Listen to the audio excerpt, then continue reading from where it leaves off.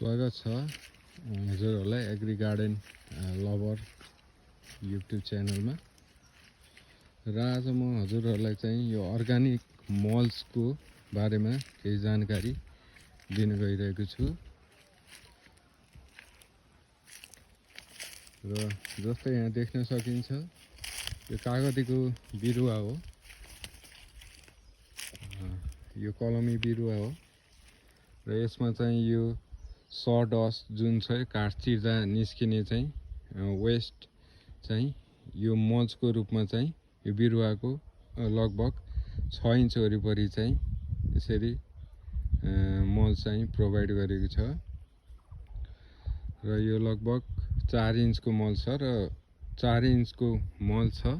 यसले चाहिँ यो बिरुवाको वरिपरि चाहिँ झारपातहरू आउन चाहिँ कन्ट्रोल गर्छ।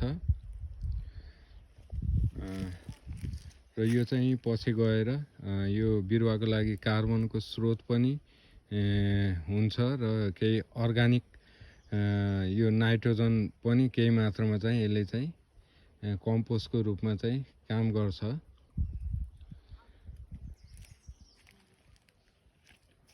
र यहाँ पनि देख्न सकिन्छ यो निबुगाको बिरुवा हो। यसमा नि लगभग 4 इन्च छोडेर मल्च गरिएको छ। र यहाँ प्रत्येक बिरुवामा चाहिँ मल्च गरेको चाहिँ देख्न सकिन्छ। यो पनि निबुगाको बिरुवा हो।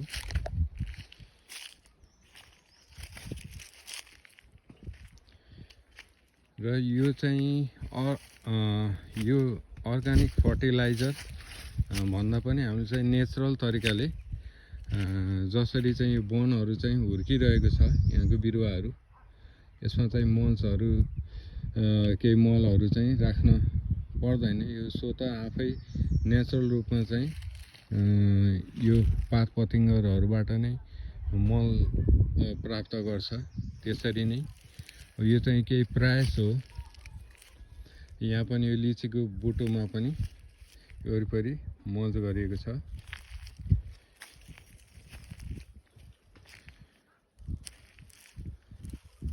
र सम्पूर्ण चाहिँ खाद्य पदार्थ पुग्यो भने जस्तै यो हरियो देखिन्छ, एकदम राम्रो चाहिँ यो प्लान्ट चाहिँ भएको छ।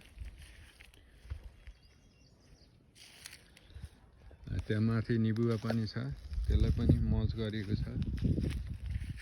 धेरै थरीका बिरुवाहरू छन् र त्यसमा सम्पूर्णमा चाहिँ मल्च गरिएको छ। फलफुलका बिरुवाहरू, यो सीताफलको बिरुवा हो। यसले चाहिँ भर्खरै चाहिँ यो पात हालेको छ। प्राय विन्टर सिजनमा चाहिँ यसको पात चाहिँ झर्ने गर्छ।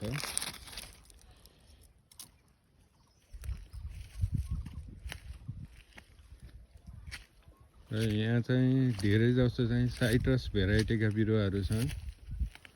यो चाहिँ वनमा चाहिँ बाँदरले पनि दुःख नदिने भएकोले चाहिँ यो एरियामा चाहिँ प्राय जस्तो चाहिँ साइट्रसको बिरुवाहरू लगाएको छु, साइट्रस प्रजातिका। यसमा पनि मल्च गरिएको छ।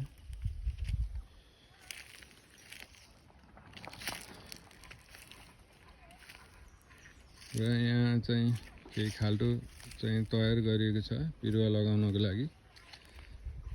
यिनीहरूलाई चाहिँ मल राखेर अर्गानिक फर्टिलाइजरै राखेर चाहिँ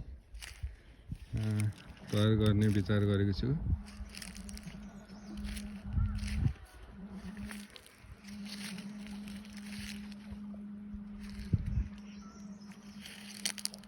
यो भिडियोलाई चाहिँ सक्दो लाइक, कमेन्ट र सब्सक्राइब गर्न चाहिँ नबिर्सिनु होला। हस्त, धन्यवाद।